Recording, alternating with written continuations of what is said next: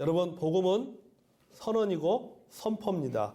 무엇에 대한 선언이고 무엇에 대한 선포입니까? 오늘 로마서 3장 24절에 보면 그리스도 예수 안에 있는 성령으로 말미암아 하나님의 은혜로 값없이 의롭다 하심을 얻은 자 되었느니라. 그렇게 말씀하셨습니다. 값없이 의롭다 얻은 자 되었느니라. 의롭게 되었다라는 선언입니다. 누가 의롭게 되었어요? 우리가 의롭게 되었다는 선언입니다. 우리는 이것을 신학적으로 뭐라고 표현하면은 칭의라고 표현합니다. 뭐라고 표현한다고요? 칭의. 예. 의롭게 부른다는 의미입니다. 우리를 의롭다라고 선언했다는 것입니다. 여기에는 두 가지 의미가 있습니다. 첫째는 법적 선언입니다. 의롭다는 말은 이 법정에서 사용되는 법률 용어입니다. 다시 말해서 법정에서 선언한 것입니다. 뭐라고 선언했습니까? 당신은 무죄입니다. 그렇게 판결을 내린 거예요. 당신은 무죄입니다. 여러분, 히브리어에서 의롭게 하다는 말은 무죄 선고를 의미합니다. 그리고 죄가 없다는 것을 선포하는 것입니다. 법적으로 용서를 선언한다는 뜻입니다. 여러분이가 죄를 빚으로 생각해 볼 때에 빚을 갚을 필요가 없다는 것을 법적으로 어떻게 판결한다고 했어요? 면책 판결을 받는다고 했잖아요. 면책 판결을 받는 것과 똑같은 거예요. 탕감해 준다는 거예요. 당신이 이제 더 이상 빚을 갚을 필요가 없다. 땅땅땅. 당신은 죄가 없습니다. 당신은 무죄합니다. 당신은 의롭습니다. 땅땅땅. 이게 뭐예요? 이게 칭의예요. 이게 바로 법적인 선언입니다. 필립 그레이엄스 라이켄이라는 학자가 칭의에 대해서 이렇게 말했습니다. 칭의는 사람을 의인으로 만드는 것이 아니라 의롭다라고 선언하는 것이다. 그러므로 칭의는 사람을 의롭게 만드는 과정이 아니라 의롭다고 하는 선고다. 그렇게 말했어요. 의롭다. 그러니까 여러분, 하나님이 우리를 뭐라고 말씀하셨어요? 너희는 의롭다. 그렇게 하신 거예요. 너희는 의인이다. 이렇게 말씀하신 겁니다. 별로 의롭지도 못하고 죄인인 우리들을 향해서 하나님이 뭐라고 말씀하셨냐면은 법적으로 의롭다라고 뭐 한 거예요? 선언하신 거예요. 그게 뭡니까? 그게 바로 복음이에요. 그게 복음. 여러분, 칭의의 반대말이 무엇인지 아세요? 내게 정죄하 먹겠네. 정죄예요. 정죄입니다. 칭의의 반대말이 정죄예요. 의롭다라는 것은 칭의고, 너는 죄인이야라고 하는 것이 뭐예요? 그게 정죄예요. 정죄는 불의하다는 선언입니다. 법률로 말한다면 유죄 판결을 말하는 거예요. 유죄 판결. 당신은 죄인이다. 이게 뭐예요? 이게 정죄예요. 당신은 의인이다. 이게 뭐예요? 이게 칭의예요. 죄가 없는 사람을 정죄해서 범죄자로 만드는 것이 아닙니다. 정죄라는 것은 뭐냐면은 자신이 범죄 행위로 인해서 이미 죄인 된 사람을 법정에서 공식적으로 죄인으로 확정 선고하는 것이 이것이 바로 뭐냐? 그게 바로 정죄예요. 그러니까는 칭의도 법률적인 용어고 정죄도 무슨 용어예요? 법률적 용어라는 것입니다. 확정 판결을 내는 거예요. 그러니까 둘 다 공통점이 있어요. 둘 다 확정 판결을 내는 거예요. 칭의도 확정 판결이고 정죄도 뭐예요? 확정 판결이에요. 자, 여러분, 우리가 예를 들어 우리가 법으로 한번 생각해 보겠습니다. 죄를 범하면 먼저 피의자 신분으로 체포가 됩니다. 피의자 신분이 돼요. 그리고 어디에 구속됩니까? 구치소에 구속이 됩니다. 구치소에 수감이 돼요. 근데 여러분, 구치소와 교도소는 다릅니다. 구치소는 아직 확정 판결을 받지 않은 미결수 또는 재판이나 수사 중에 있는 범죄자들이 머무는 곳이 그것이 바로 뭐냐면 구치소예요. 교도소는 어떤 사람이 가는 겁니까? 확정 판결을 받은, 징역 판결을 받은 범죄자들이 생활하는 곳이 바로 교도소입니다. 그럼 정죄라는 말은 뭐냐면은 아직 확정 판결을 받지 않은 미결수를 말하는 것이 아닙니다. 당신은 법을 어겼기 때문에 이에 합당한 처벌을 받는다고 판사가 확정 판결한 상태가 그게 뭐예요? 그게 바로 정죄예요. 나는 무죄 판결을 받았기 때문에, 나는 의로운 자가 되었기 때문에 아무리 사탄이 옆에서 꼬시고 들쑤시고 너는 죄인이야, 너는 구원받지 못했어, 아무리 정죄해도 어떻습니까? 까불지 마. 이미 나는 뭘 받은 거야? 나는 무죄 판결을 받은 사람이야. 그렇지. 아멘? 네. 제가 어제 그랬잖아요. 돈 갚으라고 막 하는데 면책 판결을 받은 거 딱 보여주면 된다 그랬잖아요. 예, 법원에서 날려온 거 딱 나 받았잖아요. 그래 끝난다 그랬잖아요. 똑같은 거예요. 어떻게 이런 일이 가능합니까? 판결은 미래에 일어나는 일인데 어떻게 지금 우리가 이 판결의 효력을 누리면서 살 수 있습니까? 이미 심판대에서 우리가 받을 죄값을 다 치루었기 때문이에요. 누가 치루었어요? 예수님이 치르셨어요. 아멘? 예수님이 치르셨어요. 예수님께서 우리를 대신하여서 우리가 미래에 받을 심판의 죄값을 대신 다 치루셨습니다. 그렇기 때문에 우리는 어떻습니까? 우리가 의인이 됐고 의로운 사람이 됐고 무죄 판결을 받은 거예요. 에? 우리가 잘나서 무죄 판결을 받은 게 아니라 이미 예수 그리스도께서 그 죄값을 다 치르셨어요.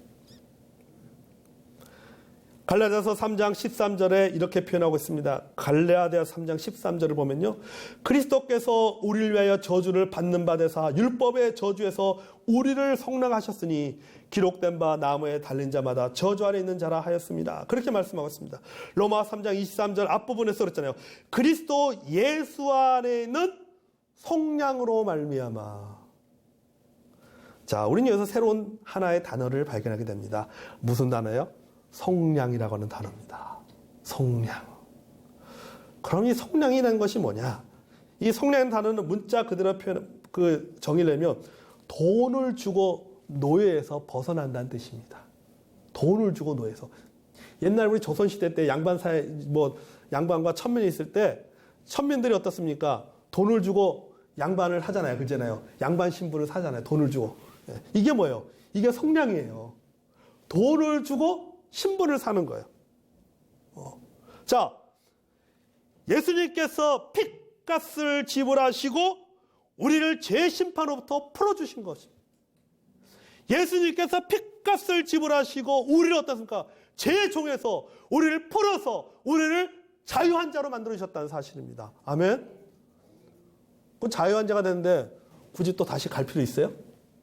없어요. 여러분, 이것이 바로 뭐예요? 이것이 하나님의 은혜입니다. 아멘. 이것이 하나님의 은혜, 하나님께서 값없이 주시는 은혜입니다.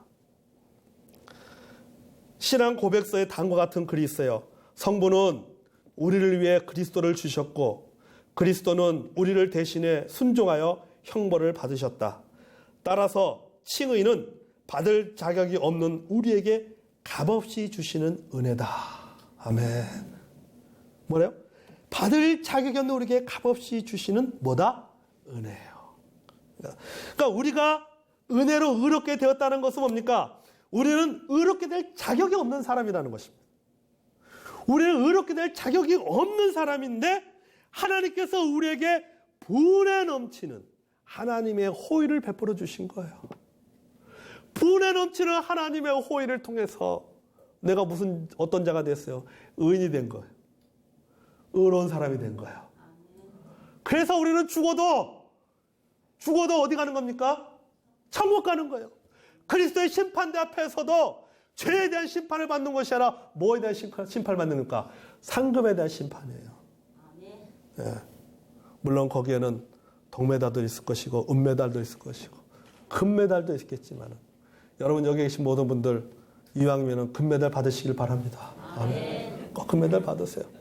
동메달 받지 마시고 이왕 받는 거 금메달 받으시기를 바랍니다. 네. 자, 칭의에 또 다른 의미가 있습니다. 둘째, 자, 복음은 선언이라고 했습니다. 첫째는 어떤 선언? 법적 선언이라고 했습니다. 그렇죠? 자, 두 번째 선언입니다. 그것은 뭐냐? 관계 선언이에요. 관계 선언. 여러분, 의롭다는 말은 법적인 의미도 있지만요, 관계적 의미도 있습니다. 자, 그럼 관계적 의미는 뭐냐? 자, 여기 보면 우리 성경에 아까도 읽은 말씀했던 하나님의 의라고 하는 단어가 나옵니다. 그렇죠? 하나님의 의라고 하는 단어가 나옵니다. 또 의롭다 할 때 이 의, 이게 어떤 의미를 갖고 있냐면은 이 의는 근본적으로 관계에서 나오는 의무를 다한다라는 의미예요. 다시 말해서 뭐냐면은 관계의 신실함을 뜻하는 뜻을 가지고 있습니다. 자, 무슨 얘기냐면 여러분, 모든 관계에는요, 서로 간에 뭐가 주어집니까? 의무가 지어집니다. 부모와 자식, 목사와 교인, 의사와 환자, 고용주와 노동자. 자, 각자 그 위치에서 어떤 관계를 맺게 되면 서로가 서로의 관계 속에 반드시 뭐가 있습니까? 의무가 있어요. 의무가 주어지는 거예요. 책임이 주어지는 겁니까? 자, 예를 들어서 부모와 자녀의 관계를 우리가 한번 생각해 보겠습니다. 부모는 자녀를 잘 양육할 의무가 있어요. 그렇죠? 자, 자녀는 부모를 공경하고 순종해야 될 뭐가 있는 거예요? 의무가 있는 거예요. 부모는 자녀를 양육해야 될 의무가 있고 자녀는 부모에게 순종해야 될 의무가 있습니다. 자, 이때 서로가 서로에게, 부모는 자녀에게, 자녀는 부모에게, 자, 서로가 서로에게 의무를 다하면 서로 의롭게 되는 것입니다. 그리고 그 관계는 굉장히 원만한 관계가 되는 겁니다. 굉장히 편안한 관계가 됩니다. 이것을 우리는 성경에서 뭐라고 표현합니까? 따라해 보십시오. 샬롬. 그게 바로 샬롬이에요. 하나님의 관계와 우리의 관계가 원만한 상태가 뭐라고요? 샬롬이에요. 하나님이 하나님으로서의 의무를 다하고 우리가 우리로서의 의무를 다할 때 하나님과 우리의 관계 속에서 어떤 상태가 되는 거예요? 샬롬이 되는 거예요. 샬롬이 되는 거예요. 반대로 관계의 당사자가 서로 간에 부모가 자녀에게 의무를 다하지 못하고 또 자녀가 부모에게 의무를 다하지 못하면은 그들은 서로 어떤 관계가 되는 거야? 불의가 되는 거야. 불의. 의가 아니라 의로운 관계가 되는 것이 아니라 어떤 관계? 의가 없는 관계가 되는 거예요. 불의한 관계예요. 자, 그럼 그 관계에서는 뭐가 생기고요? 갈등이 생기는 것입니다. 불화가 생깁니다. 의무를 다하지 못하기 때문에 어떤 관계, 서로 적대적 관계가 되는 거예요. 성경의 말씀대로 뭐가 되는 거예요? 원수가 되는 거예요. 원수가 되는 거, 원수. 여러분, 하나님은요, 우리 인간을 창조하시고 인간에게 하나님의 노릇을 다 해주겠다고 약속했습니다. 내가 창조주로서 너희들은 피조물이고 내가 너희를 창조한 창조주로서 내가 모든 의무, 내가 해야 될 하나님으로서의 노릇, 내가 창조주로서의 노릇을 다 하겠다라고 하나님께서 우리 인간에게 약속하셨습니다. 우리는 그것을 뭐라고 표현합니까? 따라해보세요. 언약. 언약이에요. 하나님께서 우리하고 약속하신 것이 그게 바로 뭐냐면 언약이에요. 그 언약이 나와 있는 게 구약. 그리고 새로운 약속은 뭐? 신약. 네. 구약과 신약이에요. 자, 하나님은 우리 인간을 복주시고 보호해 주시고 구원하시는 의무가 있습니다. 아멘. 하나님은 그러잖아요. 하나님은 창조주로서 우리를 복주하셔야 될 의무가 있어요. 하나님은 우리를 보호해 주셔야 될 의무가 있어요. 하나님은 우리를 구원해 주셔야 될 의무가 있습니다. 그리고 인간이 우리는 어떻습니까? 우리는 하나님 앞에 예배해야 될 의무가 있어요. 하나님 앞에 순종해야 될 의무를 가지고 있습니다. 그런데 인간이 하나님에 대한 의무를 다하지 못했습니다. 하나님과의 관계에서 신실하지 못했습니다. 그래서 우리는 이것을 어떻게 표현하고 있습니까? 성경에 보면 불의를 행했다. 그렇게 표현하고 있어요. 아까 그랬잖아요. 의무를 다하지 못하는 것. 그것이 뭐라 했습니까? 불의라 그랬잖아요. 우리가 인간으로서 하나님에 대한 의무를 다하지 못한 것은 그것은 뭐야? 그걸 표현할 때 바로 불의를 행했다. 그렇게 표현해요. 그러니까 우리가 하나님 앞에 뭐 한 거예요? 불의를 행한 거예요. 하나님 앞에 불의를 행한 겁니다. 그래서 불의는 의무를 다하지 못한 행위인 것입니다. 그러니까 우리가 하나님 앞에서 불의를 행했다는 말은 하나님과의 관계 속에서 우리의 의무를 다하지 못했다는 말입니다. 그럼에도 불구하고 하나님은 하나님으로서 의무를 다했어요. 우리는 하나님에 대해서 불의를 행하였는데 하나님은 우리를 향해서 하나님으로서의 의무를 다하셨습니다. 어떤 방법으로 그 의무를 다하셨습니까? 바로 예수 그리스도를 통해서 그 의무를 다하셨다는 사실입니다. 아멘. 다 하셨어요. 로마서 5장 6절에서 8절을 보면요. 우리가 아직 연약할 때에 기약대로라는 것은 뭐예요? 약속하신 대로 그리스도께서 경건하지 않은 자들을 위하여 죽으셨도다. 이 말은 뭡니까? 우리는 하나님 앞에 불의를 행했는데, 그래서 우리는 경건하지 못한 자가 되었는데, 하나님은 어땠습니까? 우리에게 약속하신 대로, 내가 하나님의 노릇을 다 하겠다고 약속하신 대로 그 일을 다 행하셨다라는 겁니다. 의인을 위하여 죽는 자가 쉽지 않고 선인을 위하여 용감히 죽는 자가 혹 있거니와 우리가 아직 지연됐을 때 그리스도께서 우리를 위하여 죽으심으로 하나님께서 우리에 대한 자기의 사랑을 확증하셨느니라. 아멘. 하나님으로서의 의무를 다 하셨다. 여러분, 케제만이라는 학자가 이렇게 말했습니다.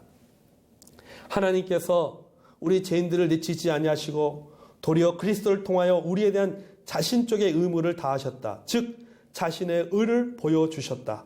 하나님께서 그리스도를 우리 죄인들의 죄를 씻어버리는 제사로 드려지게 하여 우리가 용서되고 하나님과의 올바른 관계로 회복되게 하셨으니 자신의 의를 드러내셨다. 그리하여 우리가 의인이라는 것은 뭐냐? 하나님과 올바른 관계를 가진 자 되게 하셨다라고 하는 것입니다. 그러니까 여러분, 우리는 여기서 의인이라고 하는 새로운 단어에 우리가 이 단어에 대한 정의를 우리가 다시 한번 내려보게 됩니다. 의인은 무엇입니까? 하나님과 올바른 관계를 가진 자. 이게 뭐다? 의인이에요. 의인이에요. 여러분, 우리는 하나님과 올바른 관계를 맺는 자가 되었습니다. 아멘? 그래서 우리는 의인이에요. 그렇기 때문에 우리 어떤 관계? 하나님은 아버지, 나는 하나님의 자녀. 성경에서 로마서에서는 우리 그것을 뭐라고 표현하고? 후사. 그렇잖아요. 후사라고 표현하잖아요. 후사라고 표현하고. 자녀라고 표현하고. 여러분, 예수님께서 우리를 대신하여서 십자가에서 속죄 제물로 드려짐으로 말미암아 우리가 하나님에 대한 의무를 다하지 못한 것. 다시 말해서 우리가 불의를 행한 그 죄를 누구를 통해서? 예수님께서 대신하여서 그 죄를 다 씻어주었다는 거예요. 와, 여러분 이게 복음 아니에요? 불의한 죄를 다 씻어주셨어요. 불의한 죄가 있을 때는 우리와 하나님 사이에 불의가 있을 때는 하나님과 우리는 적대적 관계였습니다. 하나님과 원수였습니다. 성경 말씀대로 하나님과 원수였습니다. 하나님과 화목되지 못하는 관계였습니다. 그런데 예수 그리스도께서 우리를 대신하여서 그 불의의 죄를 다 씻어줬어요. 그러다 보니까는 그 불의한 죄가 초래한 하나님과의 갈등이 어떻게 됩니까? 해소되었어요. 하나님과의 갈등이 해소됐습니다. 그리고 하나님과 우리의 관계가 어떤 관계가 돼서 올바른 관계가 되었어요. 아멘. 그러니까 우리의 마음에 뭐가 넘치는 거니까? 샬롬이 넘쳐. 하나님과의 관계가 맺어지니까 우리 안에 샬롬이 있는 거예요. 샬롬. 평안이 있는 것입니다. 의인, 다시 말해서 하나님과 올바른 관계를 가진 자가 되었습니다. 그리고 하나님께서 우리에게 회복의 선물을 주셨어요. 왜? 우리가 하나님과 올바른 관계를 맺었기 때문에. 그래서 하나님은 나의 아버지가 되고 나는 하나님의 아들이 되었기 때문에 하나님이 우리에게 주신 것이 있어요. 그게 뭐예요? 그것이 바로 영원한 생명. 두 자로 말하면 뭐예요? 영생. 영생을 주셨어요. 여러분, 하나님은 영원하지 않습니까? 아멘? 네. 하나님이 영원하기 때문에 하나님의 아들에게도 뭘 주는 겁니까? 영원한 걸 주는 거예요. 영원한 생명을 준 거예요. 그래서 우리는 그것을 영생이라고 표현합니다. 영생이에요. 성도 여러분, 이게 뭐예요? 이게 복음이에요. 아멘? 이게 복음이에요. 그래서 복음은 선언입니다. 무엇에 대한 선언입니까? 우리가 법적으로 의롭게 되었다는 선언이면서 동시에 하나님과의 관계가 회복되었다는 선언인 것입니다. 그러므로 성도 여러분, 하나님의 은혜로 무죄가 선언되었습니다.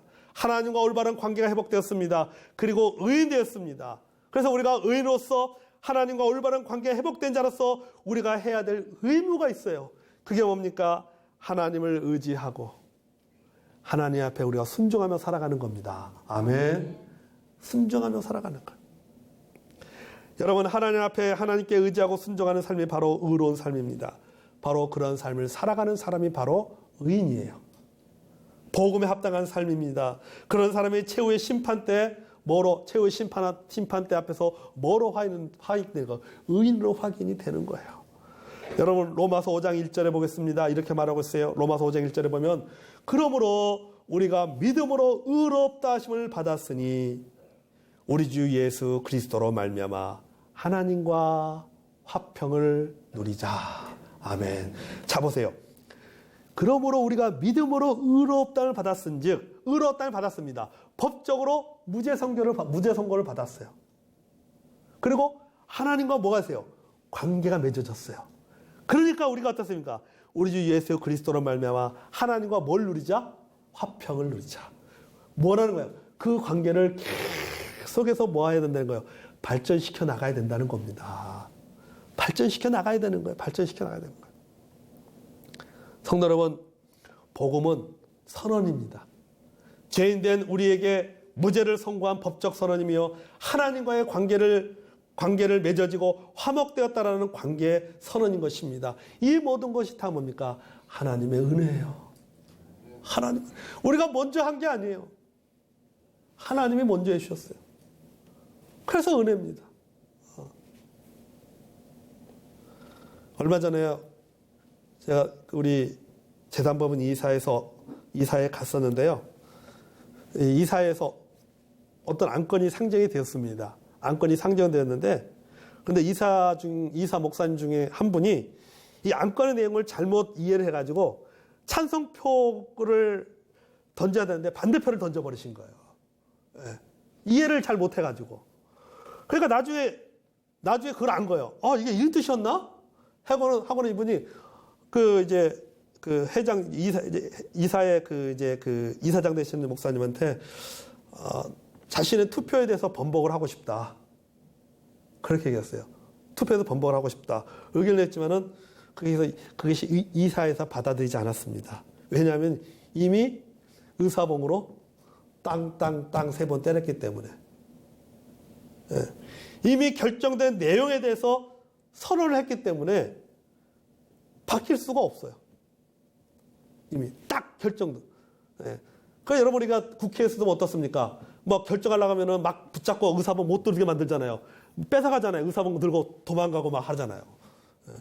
3번 두드리면은 끝나는 거예요. 악법도 3번 땅땅 두드리면은 그게 법이 되는 거예요. 바꿀 수가 없는 거예요. 바꿀 수 없는 사실이 됩니다. 여러분, 복음은 바뀔 수 없는 사실이고 하나님의 결정입니다. 아멘. 그러므로 하나님께서 이미 법적 선언을 하셨어요. 너는 의로운 사람이다. 아멘. 법적 선언을 내렸어요. 너는 하나님과 너는 나와 관계를 맺는 사람이 되었다. 그걸 이미 법적으로 선언하셨어요. 네. 사법적으로 그것을 이미 이야기하셨습니다. 그러므로 여러분, 우리는 어떻습니까? 그것에 대해서 결코 변하지 않는다. 내가 의롭게 된 것은 결코 변하지 않는다. 내가 하나님의 자녀가 된 것은 결코 변하지 않는다는 사실입니다. 그러므로 여러분, 우리 자신이 의롭게 된 것, 의인된 것, 하나님의 심판대 앞에서 죄에 대한 심판을 받지 않는다는 이 법적인 보장은 결코 변하지 않습니다. 여러분, 이것이 바로 뭐예요? 이것이 바로, 따라해 보시오, 복음. 이게 바로 복음이에요. 복음은 선언입니다. 무엇에 대한 선언이요? 의롭게 되었다라고 하는 법적인 선언이고, 또 하나는 하나님과 관계를 맺게 되었다라고 하는 관계적 선언입니다. 여러분 이 복음을 누리며 복음이신 이 축복을 누리며 살아가는 여러분이 되시길 바랍니다. 누가 정죄해도 누가 말해도 여러분 사탄이 꼬여도 사탄이 들쑤셔도 여러분 사탄 앞에서 여러분 당당하게 얘기하십시오. 나는 하나님께서 의롭다라고 이미 의사봉을 가지고 3번 땅땅땅 때리셨다. 무죄 판결을 받았다. 그리고 하나님과의 관계가 이미 이루어졌다. 여러분 그런 믿음을 가지고 살아가는 저와 여러분이 되기 원합니다. 그리고 여러분 주님께서 우리에게 뭘 주셨어요? 샬롬을 주셨어요. 그죠? 샬롬을 주셨어요. 이 땅에서 그 샬롬을 누리고 이 땅에서는 그 샬롬을 누리고 죽어서는 뭘 누리는 거예요? 영원한 생명을 누리는 겁니다. 아멘. 그 축복을 누리며 살아가는 저와 여러분이 되기를 주의 이름으로 축복합니다.